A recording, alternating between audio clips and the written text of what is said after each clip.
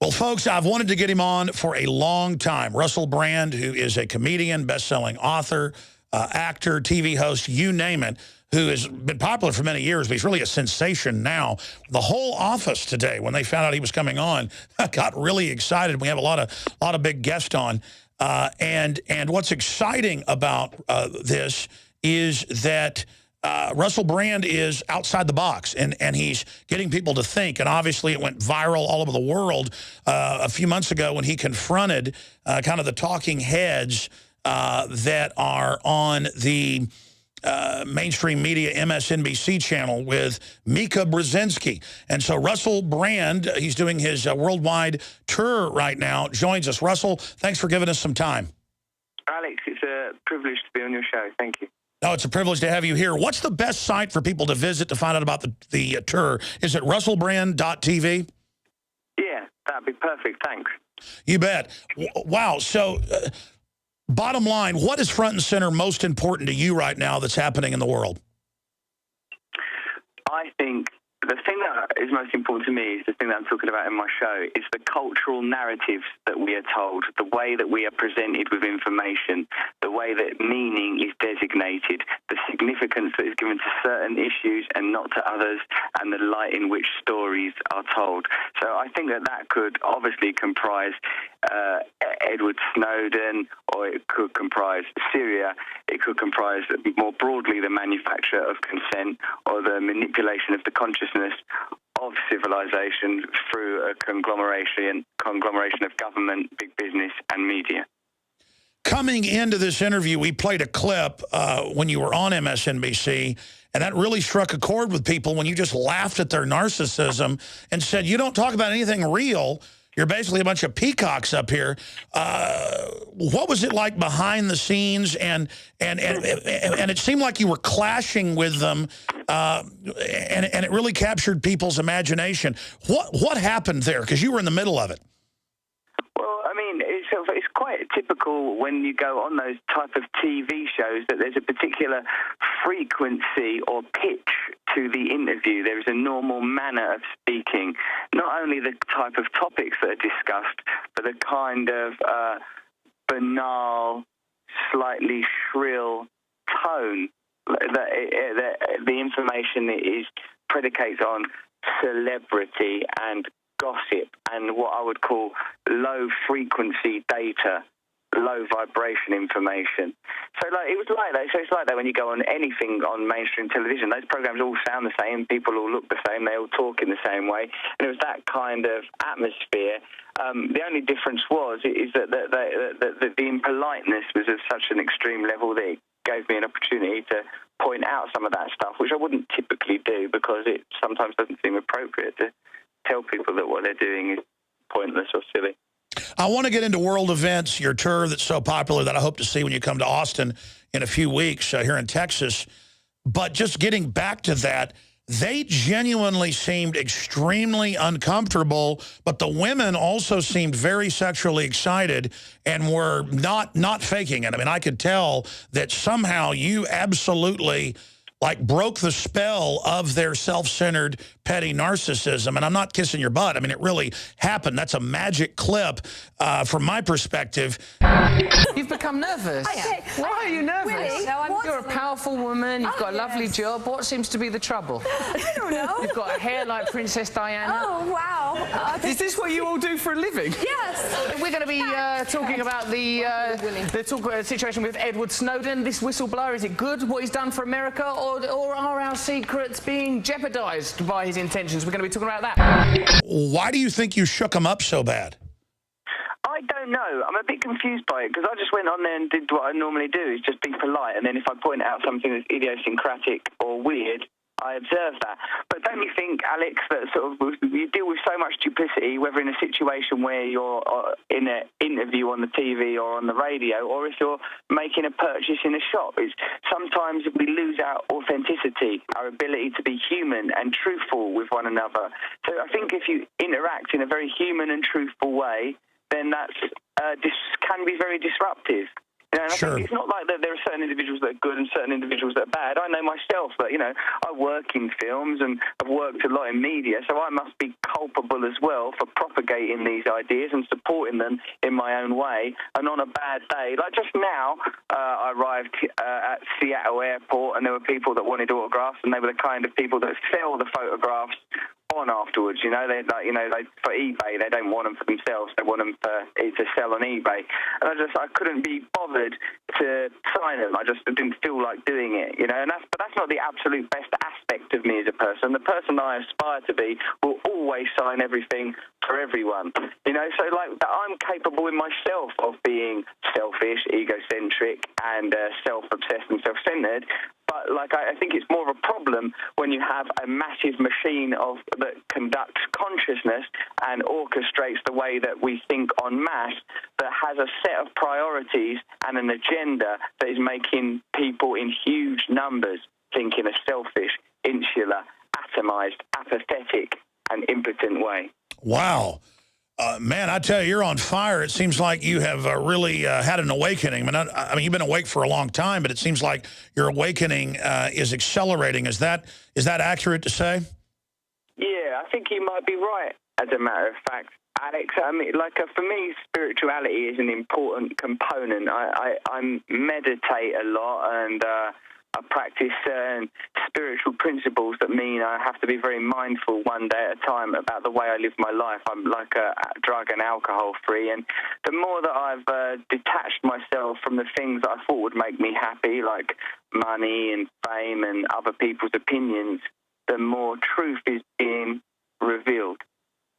That is pure veritas, because that's been my experience as well. And what you were just talking about, just being aware that you're being selfish or doing things that are self-centered or narcissistic is half the battle. Most of the people out there, especially that are in the mainstream media, they are purely turned over to the narcissism and are like biological androids. They're not even real. And I think that's why you freaked Brzezinski's daughter out and others so much, is because they got into this conscious of the manipulation they were involved in, but really what you do to others comes back on you. So now they've turned into what they tried to do to the public, making the public one-dimensional cutouts of what they projected. It's now blown back on them. That's very interesting. I often wonder, Alex, how those situations are contrived. I sort of suppose if you work in the media, you go through so many filters. You know, you're just not going to get that kind of job unless you're a certain type of person, unless you know the right sort of people. If you say the wrong type of things, you'll be filtered out. You know, so by the time you get to the point where you have your own show, generally speaking, you think a certain way that is in alignment with the elitist interests that are behind whatever corporation owns the outlet. Yeah, but like I think too that there is probably a less obvious way of understanding things in terms of, I wonder what happens neurologically. I wonder what the energy in a brain looks like. I wonder what that it's like if our brains are surrounded by other brains that are thinking in a certain way, that are broadcasting, transmitting at a certain frequency. You know, like that, this is what I feel like we have, is a sort of a situation where there's such a strong and hypnotic message that exists not just externally but more worrying internally. I'm always more worried when I find that's why I don't like it when I transgress my own personal principles, because I think, well, then I'm not behaving in accordance with what I believe in. I'm policing myself. You know, if I'm selfish, then I'm part of the problem. You know, like Gandhi says, be the change you want to see in the world. So really all I can control is that I treat people well, you know?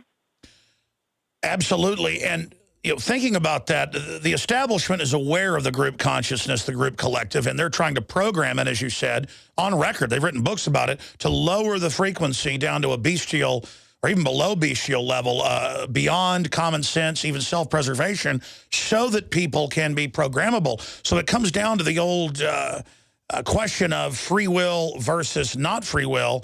And I think that's how you can tell the good guys from the bad guys. If someone wants to expand consciousness, awakening, understanding, and empower people, then that means they're on the good side. If they want to shutter the horizons and put walls around the mind, that's the bad guys. And from what I've heard, it's gotten amazing reviews, sold out in many places in the world. Messiah Complex, Revolution of Consciousness Tour. You're attempting to show people what different perspectives or windows into this. Describe it for us. What I do, Alex, makes is I use as navigational points certain personal heroes of mine. I talk about Malcolm X, Che Guevara, Gandhi, and Jesus Christ, and how each of those characters represent certain traits, certain human facilities that are oppressed and have been lost from our cultural narrative. Like that you can't have figures like Gandhi, Che Guevara, Malcolm X being celebrated in the mainstream because you would then have an insurgent population. If people start to think like Malcolm X, they're not going to tolerate being treated as a compliant consumer cattle. If people think like Che Guevara, they're going to be prepared to take up an armed struggle. If they think like Gandhi, they're not going to be seduced by consumerism and they're going to be prepared to protest en masse. I also point out that all those individuals are flawed. Che Guevara was famously quite a brutal man and kind of homophobic, and Malcolm X had a sort of a difficult criminal past, and Gandhi had some domestic and personal issues that are complex. And I point out that all these three people are human and therefore flawed, but that does not negate the positivity of their message. I also say that while we have lost these icons, lost these heroes, and indeed seen them appropriated in a corporate context, the posthumous image of Gandhi is used to sell Apple computers. Che Guevara crops up at Mercedes car exhibitions. Is because we're in a situation where our heritage, our cultural myths and our stories that keep us bonded and unified and to a degree, I don't know, human, are being lost and subjugated, because as long as human beings are in a state of fear and a state of stimulated desire, we will always be beholden to the elites, we will always be beholden to the corporate interests that offer to resolve these problems by selling us products. I've got to keep it funny, Alex, so I have to talk about sex every few seconds as well. Wow, Russell Brand is joining us right now on the road, part of his international tour. And, speaking of getting people outside the box, from my own research, you're absolutely on target at the core here, that the establishment is expert at hijacking icons, or as Campbell wrote, archetypal images, and then twisting them towards their aim, and then really rewriting all the basic cultural knowledge that every group out there had and replacing it basically only with the New World Order's propaganda. I mean, nothing against basketball players or movie stars, but if that's what kids aspire to be, there's not many slots there. But by making those people the icons artificially and making that the only thing that matters, then kids will never think about being a revolutionary, or never think about standing up nonviolently to oppression, or never think about the fact that they could change the course and be an example to others. And so I really get from this that you're trying to almost go back and see what these people really stood for and try to get folks to become aware of this power? Yes, exactly, Alex. I look at some corporate slogans like McDonald's, loving it, which is kind of meaningless and empty and an exploitation of an interesting piece of language to do with love. I look at Diet Dr. Pepper and their slogan, unbelievably satisfying, and how ridiculous and hyperbolic that is. Even the slogan of Gillette razors, the best a man can get, I can immediately point out that this is setting the bar very, very low for humankind and for mankind. The kind of language used and slogans used by Malcolm X, by any means necessary. Che Guevara, it's better to die on your feet than to live on your knees, and Gandhi, be the change that you want to see in the world. These messages are subjugated. Furthermore, these heroes I offer replaced gods, and gods themselves are symbols of certain traits and ideas. Indigenous faiths typically are pagan, which means they worship the earth and their environment. If you have a culture of people like the Celts that worship and revere rivers, how will you feel when corporations want to pollute your rivers? If you have an indigenous faith like the Nordics who revere the noble oak tree, how will you feel about deforestation? If you have people like the native people of this country that revere and worship the earth and soil, how will you feel when people say that fracking is a good idea and necessary? It means that we've lost our narrative that ties us to our actual reality, our authentic reality, as part of nature, not living separate from nature, but part of nature. Sure, they get us. It gives us a narrative where we live in accordance with elitist interest. Wow, so they get us to sell out for light beer and blue jeans as they say in a recent popular film, and then we're not satisfied by the light beer and blue jeans. Folks can go to russellbrand.tv to find out if they can still get tickets in their area of the world. Russell, where else are you going now on the tour, and where was your favorite place you visited since you got on the road? Well, I've been all over Canada and had a great time there. I'm currently I've just come from San Francisco. That was fantastic. And I'm in Seattle now. I'm going to Portland. Then I'm going to be back in my country for a few days.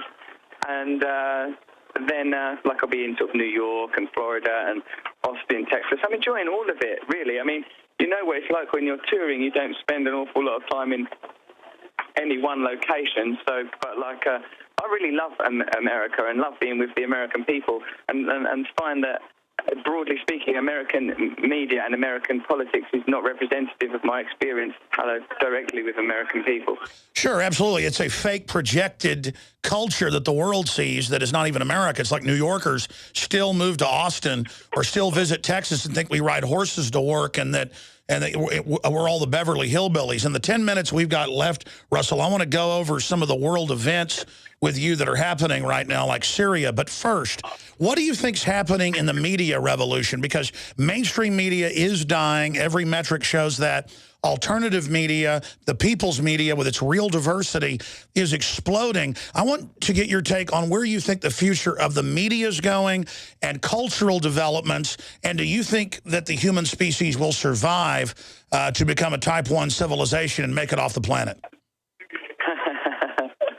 Type 1 civilization. Oh, cool. What does that mean? That we get our own extraterrestrial operations going and populate other planets? Well, with Alex, what I think with the media stuff is that I think that, I think the diversity provided by social networking and new media is very, very positive. But the status quo are expert at manipulating and co-opting any countercultural movement. If you look at how hip-hop began as a very sort of radical, anti-establishment voice and eventually couldn't be more about consumerism and bling and wealth. The same thing happened with punk. So I think any countercultural movement is at risk of being approximated and appropriated by the mainstream. And I think we sort of see already the way that sort of social networking is in cahoots with the government and with the whole PRISM affair, that it's going to be very difficult for truly radical new media to survive, particularly if it's effective. So, but I feel very optimistic about it. And the more that people communicate, the more that people realise that even if we are different from one another, we have more in common with each other than we do with the people that rule us and govern us, then I think that we have a chance of changing the world. I think we do. I hear buzz about Russell Brand all over the place, mainly in new media. And I know the system wants to try to shut it down. I don't think the genie can be put back in the bottle. I know you don't like talking about yourself specifically in your meteoric rise, but I don't really follow even pop culture. I see it there when I tend to look at it, but I also see it on the streets, which is really what's evergreen. Why do you think you're getting so much more popular? Well, I don't know, but I hope that it's obviously I hope, Alex, that it's as a result of moving away from moving out of alignment with the messages and narrative of mainstream media and being truthful to my sort of my original intentions when I became a stand-up comedian, as a sort of inspired very much by men like Bill Hicks and Lenny Bruce and Richard Pryor, who made telling the truth funny, which I may not have done in this interview, but I assure you I do in my show. It's a very, very different kind of format. When I first started out, I was very interested in anti-capitalist protest and environmental issues, and sort of several of the occasions when I was arrested when I was younger was a result of behaviour at sort of anti-capitalist marches and environmental marches and stuff. So it's always been something that's in me. But now that I'm finally disillusioned and disenchanted with the spell of mainstream popularity, perhaps something new can flourish. I didn't start living until I got disenchanted with it about 18 years ago. And I just, my life gets better and better the more I realize it's almost like a matrix. It's fine to be on it, to use it to try to wake people up. But other than that, that's the only thrill there. There's no thrill anymore just in the fake syntheticness of it. Russell, I want to talk about some good news from my perspective. Nobody's saying Assad's a good guy, but the West did start the war, did fund the rebels starting 2.5 years ago. And for the first time, since 1782, when the British Parliament voted to end the war against the colonies, they voted down the Prime Minister in the UK, David Cameron, wanting to go to war. Obama, he has a 9% approval rating on this war in a Reuters Washington Post poll. I mean, when Bush did all these lies, he had a 72. Now it's very unpopular. I see this as a sea change where libertarians, conservatives, liberals, everybody I know sees through this and knows that it's about the takeover of the Middle East that Wesley Clark exposed the 7 nations they wanted to target. I went through the Pentagon 10 days after 9/11, and an officer from the Joint Staff called me into his office and said, I want you to know, he said, sir, we're going to attack Iraq. And I said, why? He said, we don't know. And then I came back to the Pentagon about 6 weeks later. I saw the same officer. I said, why haven't we attacked Iraq? We still going to attack Iraq? He said, oh, sir, he says, it's worse than that. He said, I just got this memo from the Secretary of Defense's office. It says we're going to attack and destroy the governments in 7 countries in 5 years. We're going to start with Iraq, and then we're going to move to Syria, Lebanon, Libya, Somalia, Sudan, and Iran.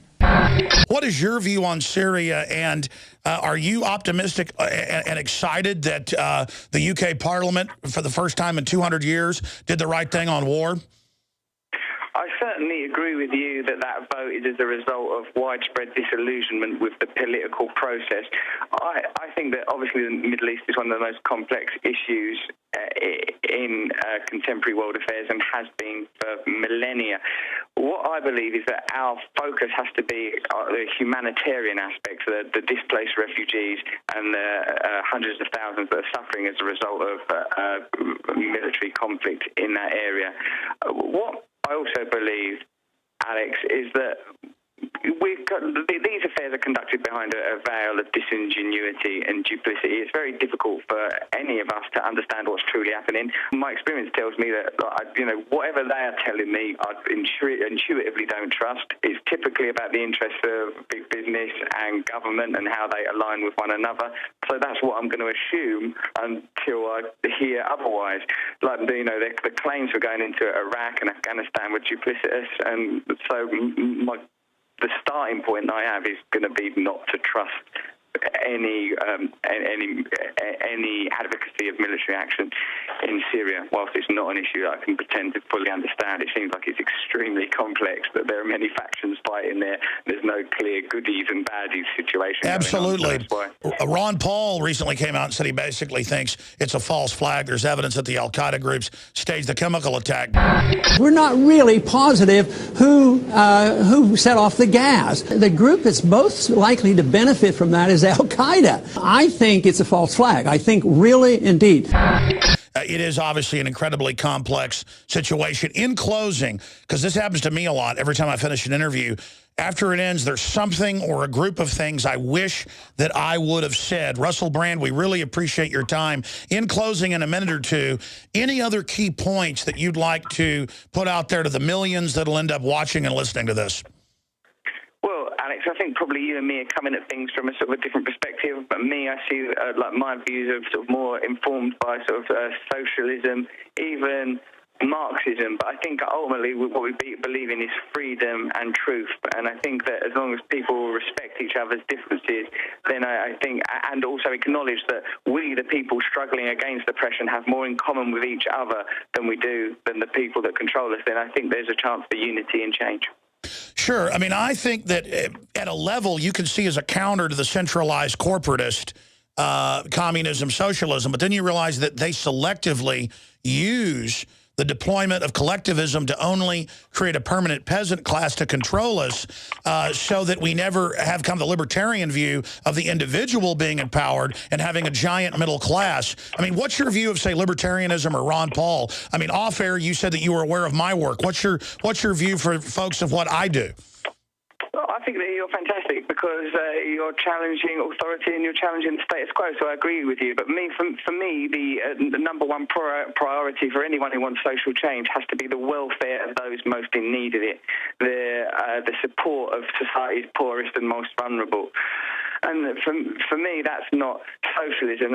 It's, if anything, it's Christian, it's spiritual. It's that's what I believe is the most important issue. I think if you're in a position of power and your priority is not helping the poor and the dispossessed, then you shouldn't be in power. And now, of course, a healthy society across the board, and hierarchies are always going to be, to a degree, necessary. But for me, on a deep human level, I feel our obligation is to help those that are suffering. Sure, you've got a giant Twitter account. What is it? Rusty Rockets. Is there any other places on the web people should visit other than that and your TV site? No, that's all cool for me, mate. I already follow you and stuff, but let's keep this dialogue going, and I hope I see you in Austin. You bet, and I said that was the final question. One more, and I'll let you get on down the road because I know you're at the airport. One last question I've got to ask you here, Russell. You mentioned Jesus and Che Guevara and Gandhi and Malcolm X, but it says, and Hitler, and that's one reason I want to see your show. This is such an icon that's used everywhere, but in your research, you got to give away a little bit. What's the angle on Herr Hitler? Well, that whilst Hitler's actions were deplorable, it's not his extremism that is terrifying, it's his mundanity. He was just a normal man created by a number of geopolitical, economic and religious circumstances Versailles. At that time.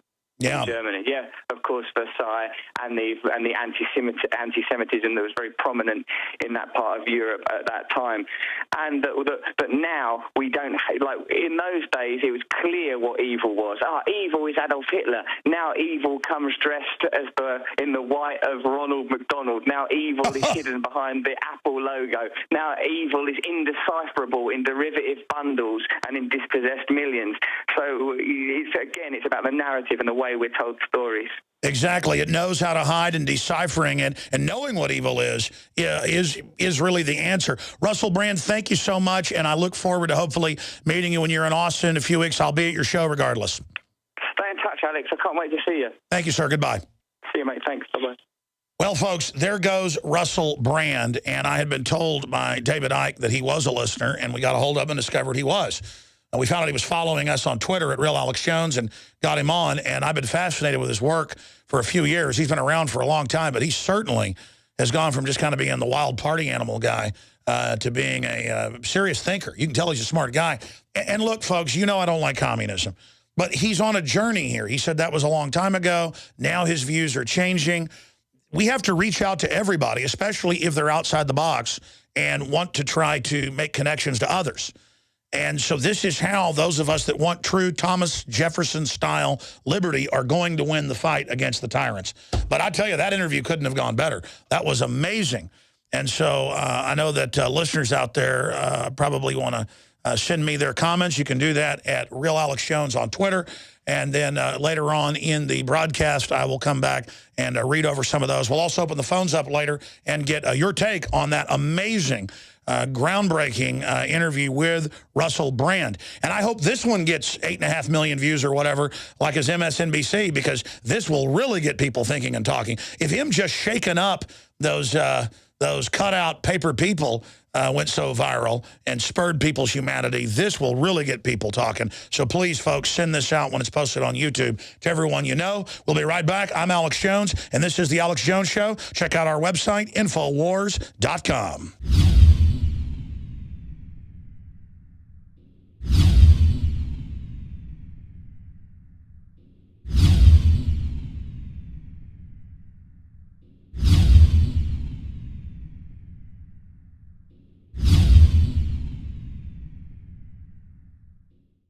Yes, these men and their hypnotized followers call this a new order. It is not new, and it is not order.